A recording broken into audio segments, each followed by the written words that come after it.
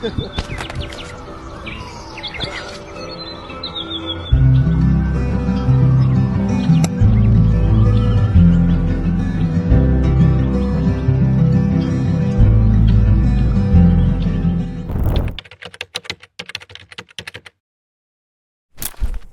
warahmatullahi wabarakatuh. Perkenalkan, nama saya Muhammad Idul Fakih. Bersama rekan saya Muhammad Febdan Syahpuran. Kali ini saya akan mewawancarai salah satu pengurus Karang Taruna Desa Citayam. Kali ini saya sedang bersama Kang Fauzan. Halo Kang. Iya. Selamat siang. Selamat siang. Kang, kalau boleh tahu ya, Akang ini di Karang Taruna Desa Citayam sebagai apa? Kalau saya alhamdulillah dipercaya sama teman-teman semua di Karang Taruna Desa Citayam sebagai wakil ketua Karang Taruna Desa Citayam. Ibarat kata jadinya Akang tangan kanannya ketua gitu ya?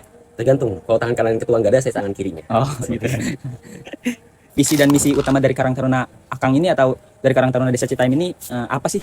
Buat sebagai landasan tujuan dari organisasi kami di Karang Taruna ini punya visi ataupun punya tujuan tidak lain dan tidak bukan untuk memajukan Desa Citayam dari berbagai lini sektor, terutama dari kepemudahan.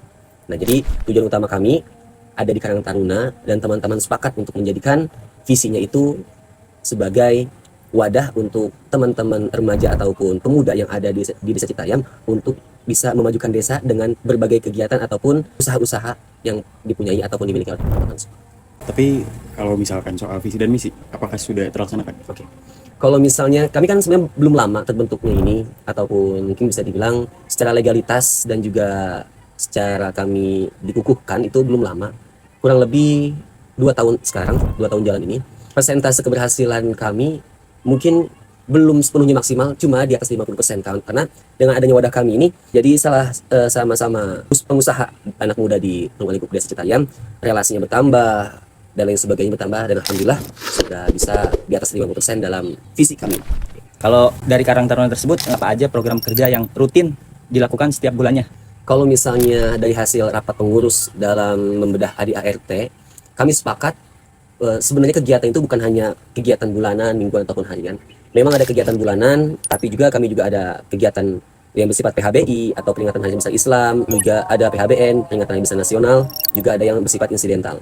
Dan untuk kegiatan bulanan, alhamdulillah karena di desa kami ini mayoritasnya beragama Islam, untuk kegiatan bulanannya itu kami rutin mengadakan kegiatan pengajian bulanan. Dan pengajian bulanan itu kami dibagi setiap bulannya itu ke setiap RW yang ada di lingkungan.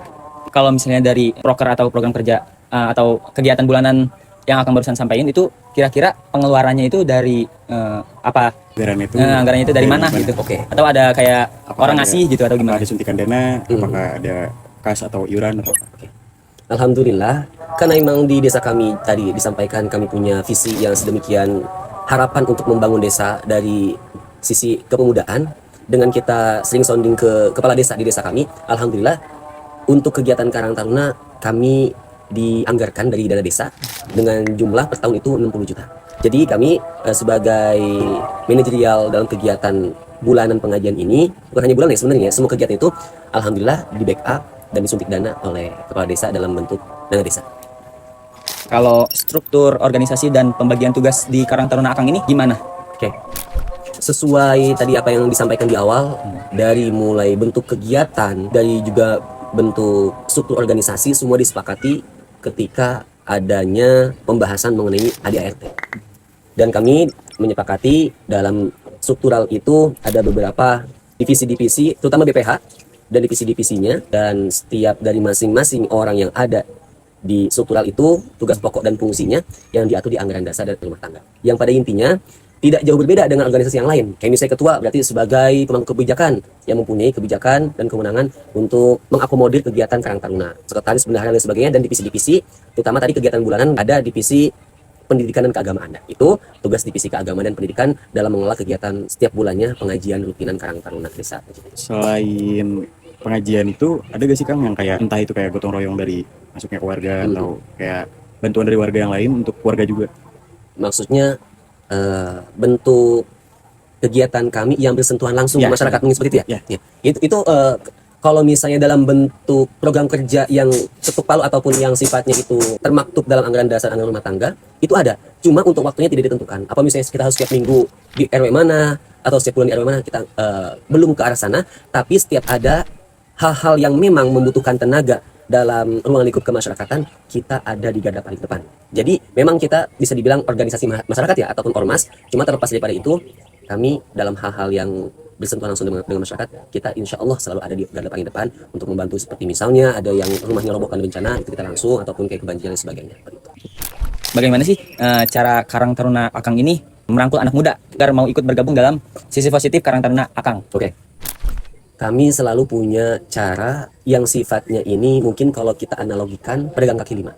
Jadi ketika misalnya ada pembeli datang ke kaki lima, itu kita ngelihat nih, ada yang jual cimol, ada yang jual telur gulung dan sebagainya. Nanti apa nih yang disukai sama dia pasti dia beli. Nah, di Karang Taruna kami pun demikian. Jadi walaupun tadi dikatakan mayoritas penduduk desa CTM orang Islam, tidak melulu tentang pengajian. Jadi misalnya anak muda ada yang senang di bidang bola, kita mewadahi itu. Iya. Karena makanya ada Pordes ataupun pekan olahraga desa yang setiap tahunnya diadakan di desa kami, itu salah satu upaya. Satu dari bentuk kegiatan olahraga, bukan hanya misalnya bola, misalnya bukan hanya bola yang sifatnya lapangan besar, juga bola futsal tanah, juga ada bulu tangkis, itu salah satunya. Itu yang bersifat olahraga. Lalu juga kami mungkin ada beberapa teman-teman kami emang yang bisa dibilang expert di bidang keagamaan. Juga kami mewadahi dengan ada MTQ tingkat desa, yang nanti pemenang dari MTQ tingkat desa akan menjadi perwakilan desa kami untuk naik ke tingkat kecamatan dan seterusnya. Itu jadi upayanya itu salah satunya menyediakan wadah bagi teman-teman yang dimana wadah itu terlebih dahulu kita telah lebih dulu apa yang menjadi kesenangan remaja di ruang lingkup desa kita, lalu kami wadahi seperti itu.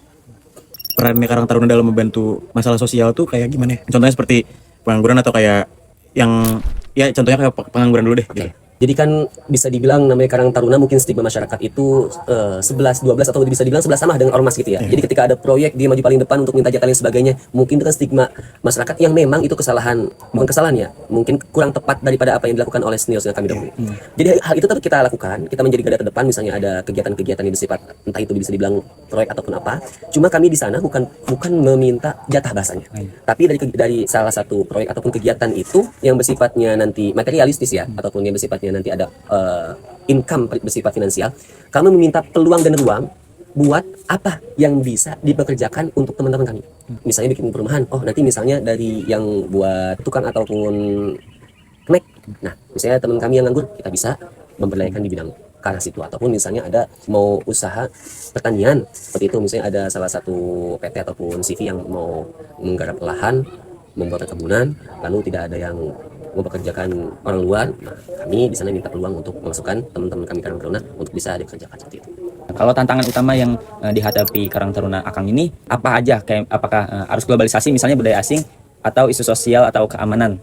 Kalau misalnya ya kita udah lumrah dengan peribahasa sebenarnya musuh yang paling mematikan adalah diri kita sendiri. Sebenarnya musuh paling berat untuk kami sejauh ini pengurus itu sendiri. Maksudnya seperti apa? Masalah sebesar apapun di luar selain pengurus, pasti dengan kita sesama pengurus bisa saling merangkul satu sama lain, itu pasti ada jalan keluarnya. Tapi kalau misalnya ini masalah internal, wah ini problematika susah. Jadi sebenarnya kalau misalnya ditanya apakah kayak harus globalisasi, lalu hal-hal politik dan lain sebagainya, mungkin itu memang masalah. Cuma tidak terlalu besar. Karena kenapa? Karena dengan kita mempunyai kepengurusan yang solid, semua pasti bisa teratasi. Dan sejauh perjalanan kami, mungkin memang karena beda pendapat, beda perspektif dan lain sebagainya, godaan paling besar dalam organisasi kami, ya sama pengurus seperti itu.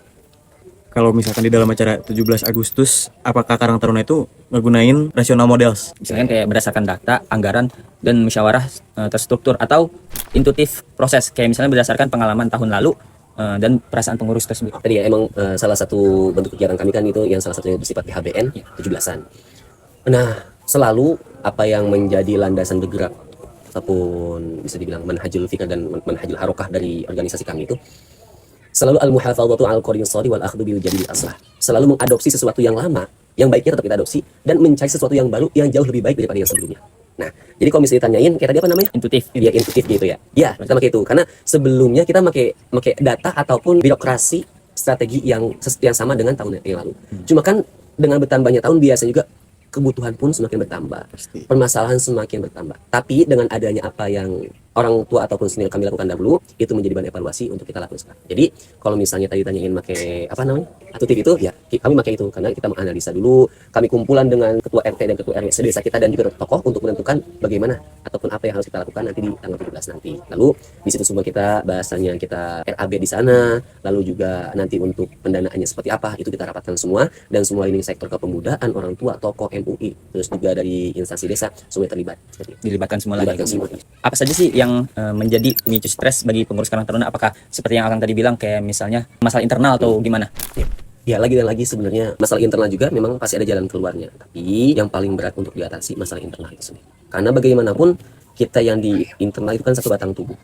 Satu sama lain tahu cedera satu sama lain. Yang kita khawatirkan ketika memang teman-teman kita yang di dalam ada problematika, egosentrisnya masih tinggi, dia nanti yang dikhawatirkan dia keluar lalu menjelek-jelekan dan lain sebagainya. Itu sih sebenarnya stres yang paling utama yang menjadi atau menghantui kami semua sebagai pengurus itu permasalahan internal. Kalau teknologi komunikasi apa aja sih yang digunakan Karang Taruna untuk berkoordinasi atau bersosialisasi program juga misalnya Instagram atau apa? Ya kalau misalnya kita ngegunain media massa mungkin kita dibilangnya kudet lah, jatuh jadul ya. Cuma kan ada beberapa juga warga yang memang belum mengakses ke arah sana. Jadi ada dua metode yang kami maksimalkan. Yang pertama emang dengan media sosial. Kita Instagram ada, alhamdulillah. Kita juga Twitter ada, kita juga websitenya alhamdulillah sampai ada. Juga pamflet ataupun flyer-flyer di WA.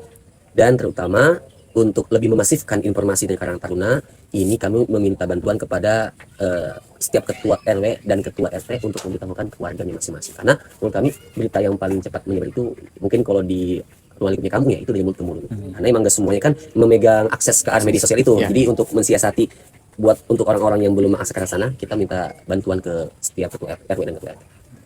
Jadi pada intinya jadi dari mulut ke mulut aja gitu ya, paling efisiensi mungkin. Iya, paling efektif, paling efisien ya mungkin seperti itu. Apa aja sih tugas-tugas dari struktural organisasi Karang Taruna tersebut? Misalnya kayak sekretaris tugasnya apa atau bendahara tugasnya apa? Ya, tadi waktu pas lagi raker ataupun rapat kerja tadi udah disinggung di awal mungkin ya bahwa di rapat kerja itu sekaligus kami membedah ART dan juga mungkin merevisi beberapa bab per babnya ataupun pasal per pasal ataupun poin per poinnya itu. Seperti ketua sebagai pemangku kebijakan yang paling tertinggi. Mungkin itu ya kalau ketua ya tugasnya mengakomodir sebagai wasit ataupun penengah daripada setiap kemelut yang terjadi di beberapa penentuan kebijakan.